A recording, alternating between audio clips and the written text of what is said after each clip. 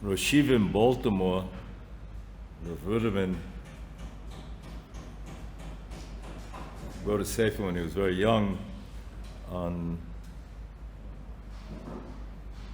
very lumdish sefer, Avodas Levi. And he writes in the Hakdama there that it was over the time of upheavals in Europe, and people were being displaced from their homes around World War I. And the question was asked, does it make sense at this time to be involved in such subtle questions of analytical lumdus, of tuma, taira, kedusha, isa, heta, all of the seeming, the very, very nuanced subtleties that we deal with in the Beis Medrash. And Rav Ruderman writes there, Zatzal, that you see that Ezra, in coming back with those who did follow him to come back to Eretz Yisrael from Bavel, was dealing with a population, and at a time that everybody was very removed from Torah, and it was a time of upheaval and trying to juggle the complexities of the transition from Golus to Eretz Yisrael. You see that, and he's dealing with a population that was assimilated. They were intermarried. They had to separate those that did listen to him. And yet he engages them in discussions of these kinds of nuances of halacha, that what seemed to be minutia, what seemed to be questions that are counting the number of atoms in the molecule. No. This is substantive reality for the Torah Jew. This is the plan that the Rebbeinu Shalom, as it were, that we have been taught. The Rebbeinu Shalom authored this plan for the universe. It is godliness is infused, is injected, is interspersed throughout the words, the lettering, there's a kedusha. There's no English word to translate kedusha. It's an actuality, it's a fact. We have approximations. We say that holiness, otherness, designation, kedushin, an animal can become hegdish, but these are just approximations of a state of being that we're only trying to guesstimate the language, because in the language of Torah there is an essential relationship between the thing and what is being described. That is, in fact, the way the Vilna Gaon explains the Ata B'chatonu. The Rebbeinu Shem gave us Torah that we understand is special for Am Yisrael. The Rebbeinu Shem gave us mitzvahs. But what is Romam Tonu Mikol Sheinus? You have elevated us above other languages. The Gaon says because in Loshen Kodesh there is an actual relationship between the thing and what is being described. The concept is connected to the sounding of the words, to the tzuras ha'osius, the shape of the lettering. There is a relationship between the reality of what we are stretching, reaching to describe and understand, and the words on the daf. One might ask that Mishnah in Megillah teaches that a Sefer Torah can also be written in Lashon Yevonis, in Greek. So that would seem to be a question that would seem to contradict this premise. Though it is the only language, and it's not present-day Greek, it's a version of Greek language that has been lost, no longer relevant, that question. But even then, when there was a heta for that, and there are sources, and it was special, perhaps included in the brocha that Yefet gets for Yaft Elokim Liyefet. But there are maforshim, there's a diyun in Achronim on whether or not somebody is Yetze, even at that time when they had that lotion. There's a diyun, the Turiyevin talks about it, and others talk about it, that whether or not somebody would be Yetze, the mitzvah of Ksiva Sefer Torah, by writing it in the then Greek. Though that Sefer Torah would be kosher as a Sefer Torah, there is a tzad, there are Paiskim and Achreinim that hold he wasn't Yetze, the mitzvah of Ksiva Sefer Torah. There's a certain cheftze, there's a metzias, a reality of kedusha, a dimension, even according to that position, that the Sefer Torah would be a kosher Sefer Torah, yet you're not Yetze the mitzvah, because there's another dimension of be'etzem kedusha in Loshen Kodesh. Interestingly enough, there's a Rosh that is the source, I believe, of it, of the idea. The Rosh says that by writing Svarim and having Svarim, Torah Shebal Peh, we are yet fulfilling the mitzvah of Ksiva Sefer Torah.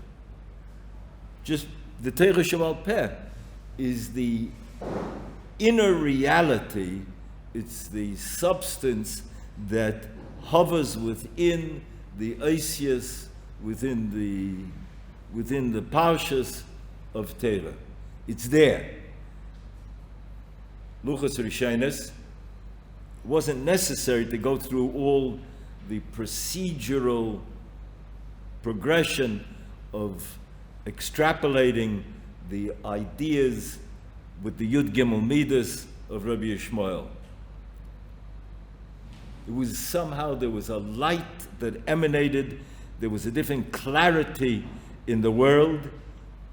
Klal Yisrael, we were different vessels to receive that light, and they could be the psukim. There always had to be a Torah Shebal Peh, but it didn't need the same methodology that we do need subsequent to the fact that we're Luchas Shnias Dika Jews. We are now in a world of Luchas Shnias. Luchas Shnias, the Medrash Rabbah says that Moshe Rabbeinu was told, the Rebbeinu Shalom pacified him. The Rebbeinu Shalom said that, yes, it's not the same intensity, quality of kedusha where that light leaped from the Luchas Rishonos, but you're going to have now the satisfaction, the excitement, of the lomdus of Agoda, Halacha, that is in the methodology of Torah Sheba'al Peh. That is a consolation to Moshe Rabbeinu and for Klal Yisrael, that Klal Yisrael will then in turn have this as part of what Torah is about. Every one of us, we made a bracha this morning.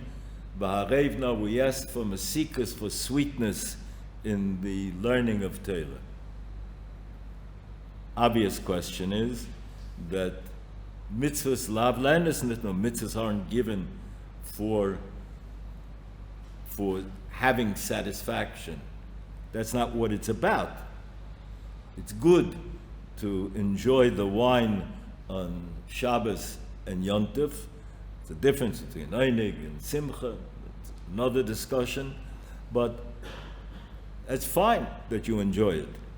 But here, what we're saying in Divrei Torah is we're saying, L'chatchila Ribboni Shalom, this is the act of learning Torah is somehow an act that has to touch the imagination and excite a level of enthusiasm and delight in the learning. It's better like that. The Eglei Tal brings a Zohar that says that is part of the core in the Hagdoma. That is part of the core reality of Limud HaTorah, is enjoying the ideas, the discussion, the interaction of the Svaros. Perhaps then that is part of the key that even in a time of war, in a time of, you have to sit in a Beis Medrash with masks, you have to, is this what we should be doing? That worrying and wondering about Issa, Veheta, about the depth of a bore, about who is called a Roidef, who's a Nildov, about what Malchus has to be given. Is that those kind of minutiae and discussions? Yes, because we're dealing with that which is essentially Kodosh. That is the grand plan for the universe. The Torah preceded creation. It was written on black fire with white fire. Zohar teaches, the Medrash teaches, that hard for us to understand these concepts. We just get a glimpse of it as we pass by often. And so, it's be'etzem, our contact with kedusha. Halachically, for example,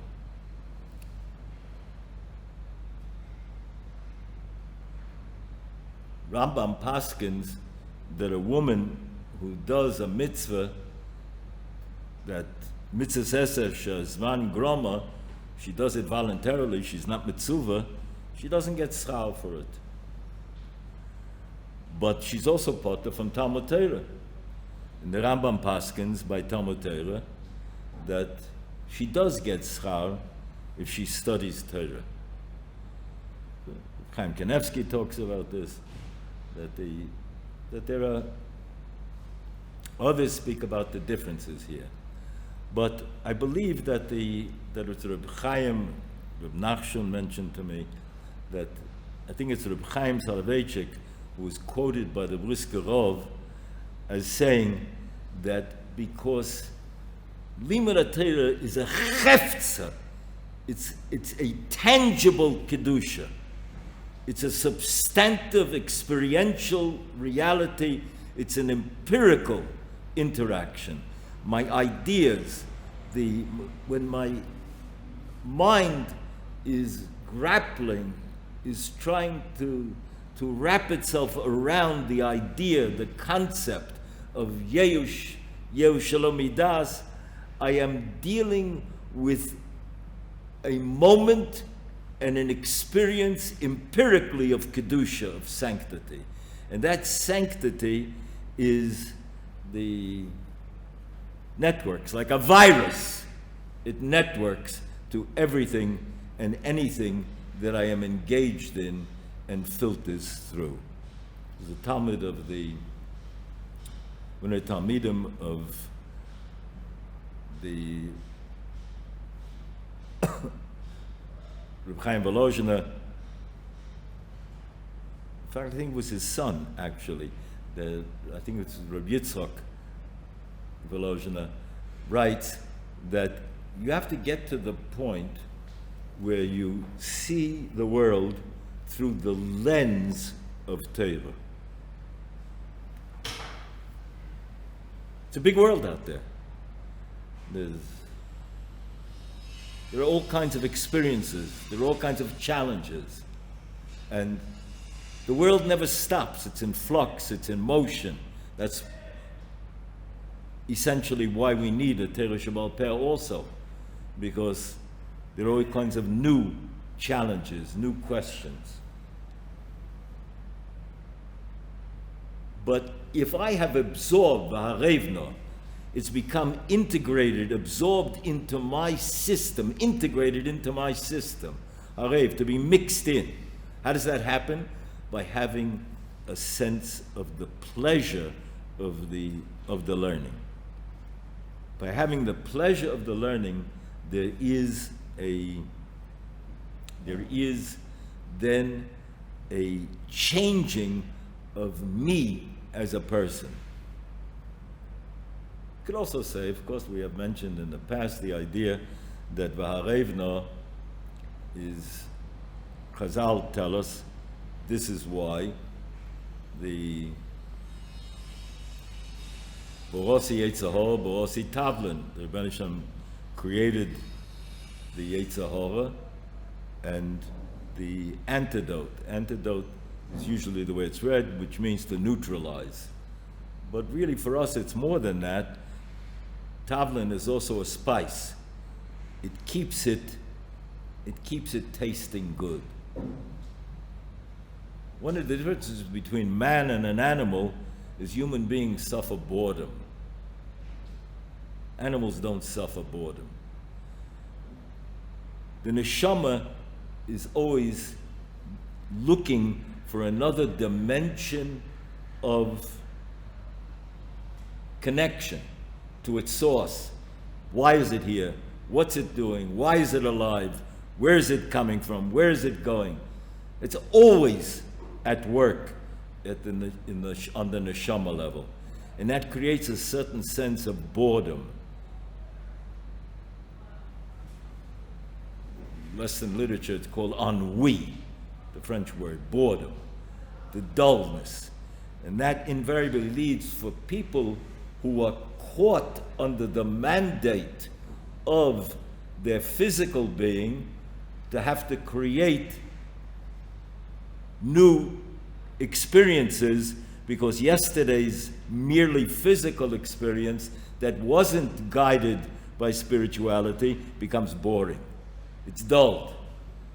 And it's a slippery slope, and it's always going to demand and require new kinds of explorations.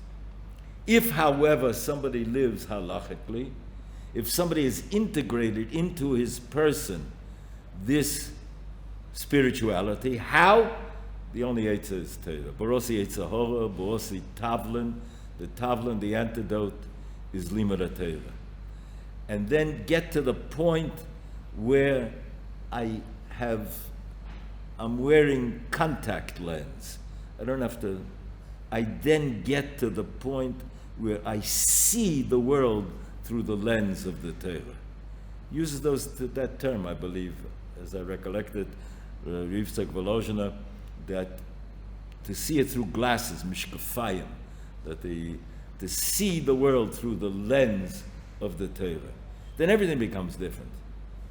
I remember here sitting in the Beis Medrash, there was a young man that was learning here in Bal Tshuva. His father came from abroad and used to come every once in a while to see him. And then one time the father came and asked me to pray for him. He'd been diagnosed with a terminal illness, lo aleinu. So of course, put the name down and included it in the davening here in Ohr Somayach. And I asked him, you know what? Why don't you join us here now? He was an alman. His wife had died. He said, you have time. You're retired. You have this. Hopefully, the gzeira will be changed. But sit down and learn with your son here in the Beis Medrash. Then we offer a discount, father and son, right? A special rate. He said, no, he wants to, before he leaves the earth, he wants to see the world. He's going to travel around the world. I'm talking about 20 years ago. I say, I don't understand. What difference does it make if you do see Shanghai, if you don't see Shanghai? What difference does it make if you get to places where you never were? Does that, do you think, going to do something for you, for your neshama? No, you just can't tolerate the thought of leaving the earth without seeing it all. I tried, lovely gentleman. Couldn't get through. But I saw a moment of tragedy.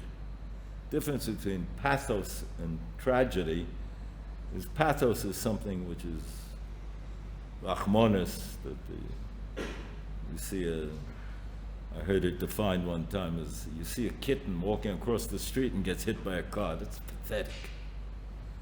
Tragedy is when you see great potential that goes awry, that doesn't come me'akoach el hapol, doesn't get actualized. That's tragedy. There's a tragedy when the neshama isn't given the supremacy in governing the resources of the physical universe. We're going to read in the Haftorah, Yetz Hashem Shabbos,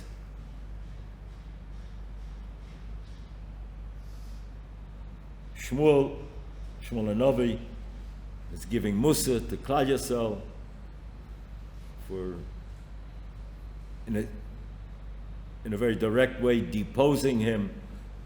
According to the Malbim, the appointment of Shaul was not just as a king to lead in wars and for political matters, but they wanted him to be the judge, and Shmuel was, a judge should not, as the shofet, any shofet who is competent shouldn't be displaced and replaced, let alone Shmuel, who was who he was. At the end, Shmuel says to them, Ki lo yita, but he ends on a positive note. You're going to go through periods of trial, challenge, but ki lo yito sh'Hashem es amo bavu shmo hagadol. The Rebbeinu Shalom is not, the Rebbeinu Shalom's name is attached to Klal Yisrael. Am Yisrael, Torah, the Rebbeinu Shalom, there's a fusion, a merging of the three. Frequently quoted the Lashon as Chadhu. I don't think that's the exact Lashon in the Zohar, but that's what it means, that it all partakes of expressions of the Rebbeinu Shalom. Ki lo yitosh Hashem es amo ba'avu shmo hagadol ki hoil Hashem lasais eschem la'om. Because the Rebbeinu Shalom has seen fit to take you as his people.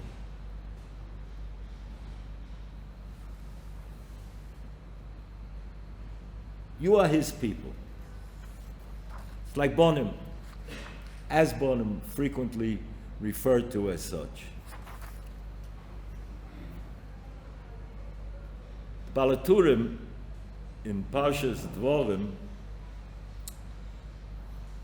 quotes on the posuk Hoil Beya Moshe Rabbeinu began to explain the Torah. It was in Shvat. That the Rebbeinu Shalom, in fact, is there are 3 times the word Hoel is used in Torah. In the Messiahs. One is when, what we just read. 2, when Hoel Be'el Moshe Saterazos. And in Hosea, it says that Hoel ulachtem achar atzav. You went after the Avodah Zarah. So the Balaturim explains that Hoel, you're my people, means either state of affairs, when you are learning Torah or when Chas v'Shalom Jews are serving Avodah Zarah. They remain indelibly impressed with the moment of the encounter at Sinai, and they're carrying those spiritual genes and reality within them. Typical. Rashi says on the Hoyelu Be'er Satera Zeis that you have Moshe Rabbeinu began to explain that he translated into 70 languages. Rashi connects it with the Be'er, that the Be'er Hativ is that we have few places where there were stones that were placed in Eretz Yisrael, where they were in the Yarden, coming out on Har Eivel. We had moments where Chumash, Nach, were taught that there was an engraving of the text of the Torah on stone. The Ksava Kabbalah, interestingly enough, has a problem with the Rashi. So, what purpose could there be for translating it into 70 languages? It's mashma from Rashi and the other Meforshim is that the Goyim shouldn't have some excuse a way out. They didn't have the opportunity. But Ksava Kabbalah is one of the Goyim of the Meforshim of the recent Deiris. Says it, the Shivim Loshen means 70 possible interpretations of anything in the Torah. It doesn't mean other languages. Because there'd be no point, no significance, no rationale for the other languages.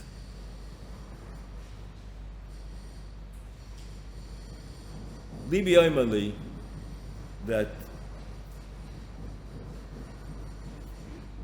on behalf of Rashi and those Meforshim that say it does mean the other languages, is that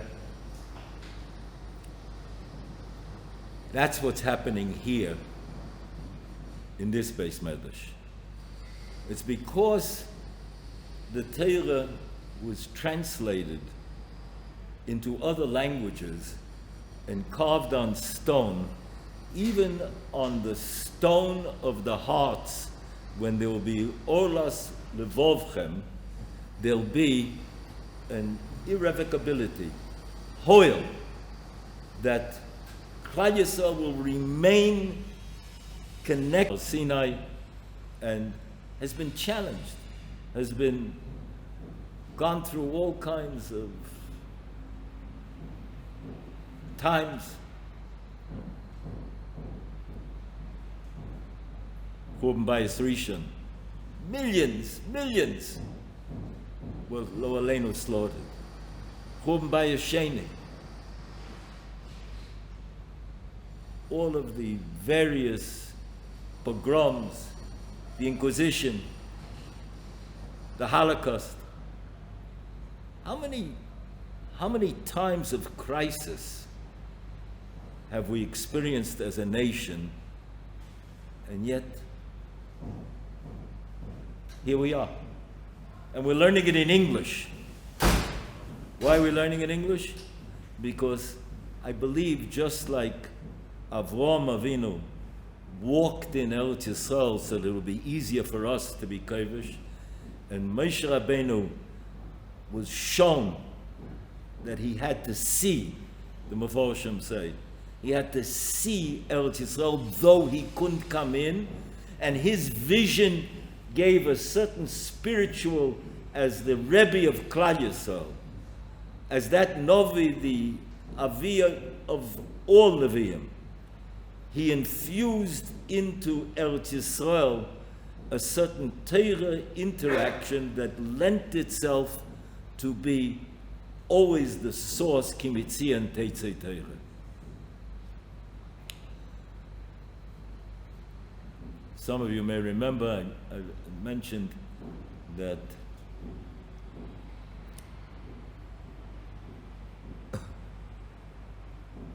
going Rabbi Yosef Chaim once said the Gematria, Tzion b'mishpat tipode v'shoveho b'tzedakah. Tzion b'mishpat tipode. So I think it was Rabbi Chaim, actually,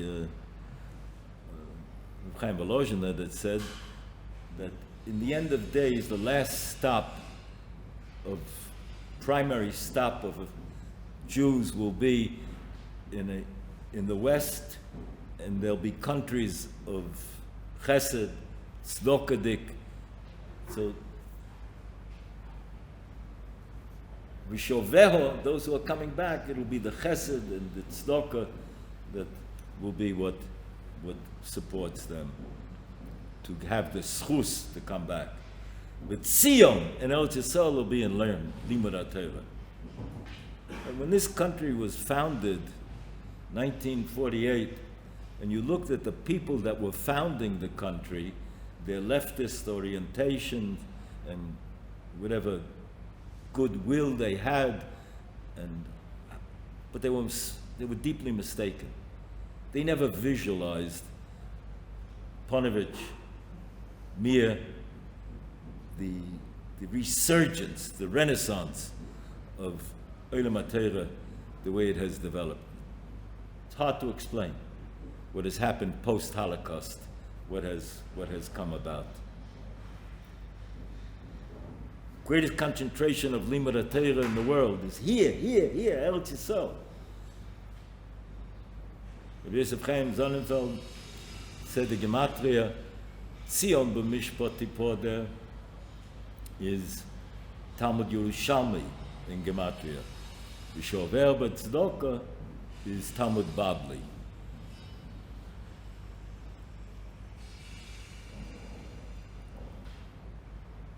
Feivel Cohen, author of Badei HaShulchan, pointed out that in Yerushalmi is halacha, it's not shakl v'tarya.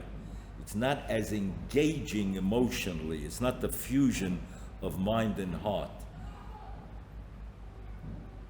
Talmud Yerushalmi, when somebody says something of somebody else's opinion, he says adaite, his das. In Babli, it says alibe. And Feivel pointed out that when Adam Rishon was created, it says his mind was created from Eretz Yisrael, and his heart from Bovel v'shar harotzes, Bovel leivov. Talmud Babli, b'machashakim hoshivani, became the Rebbe of Klal Yisrael in Golus. Because it's the shakl of Ataria, we have skin in the game.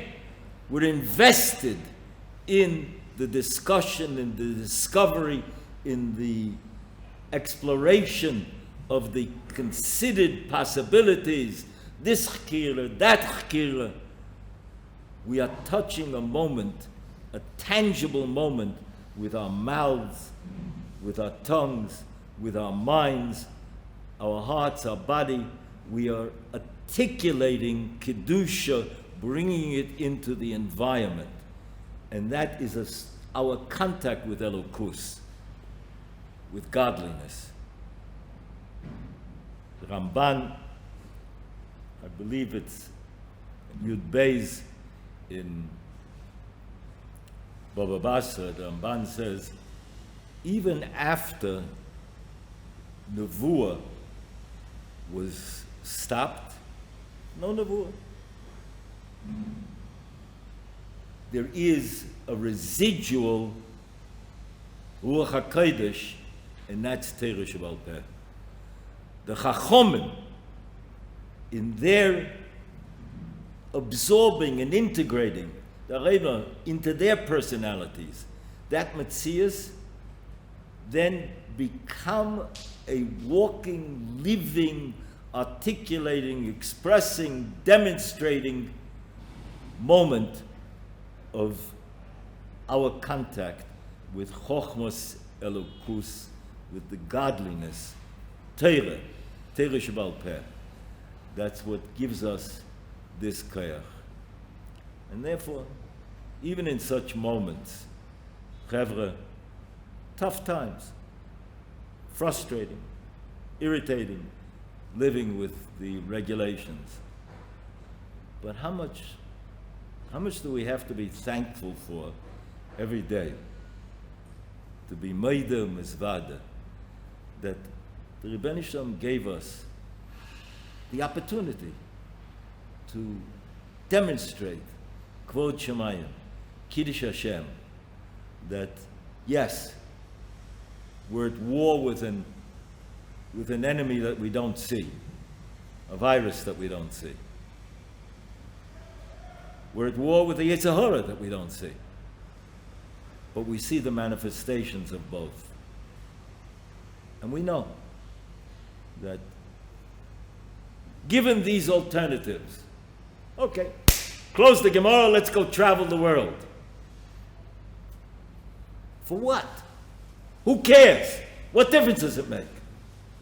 Absurd. There are worlds here.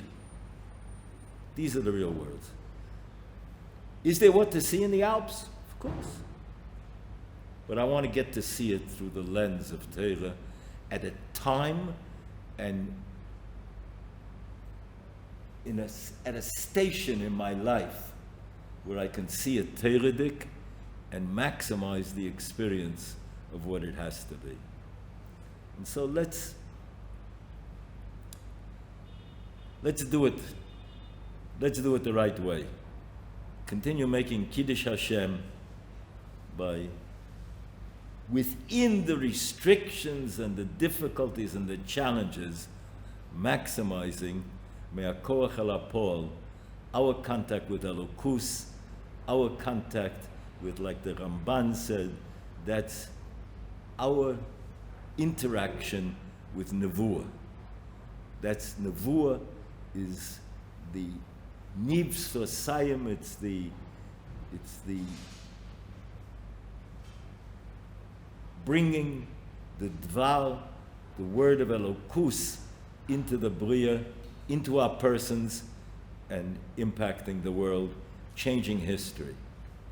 If we want to leave a world for our children, for our Talmidim, this is the link. This is what will make it happen. Shem Yitain, that we should have Yeshua's Refuas for all of Klal Yisrael.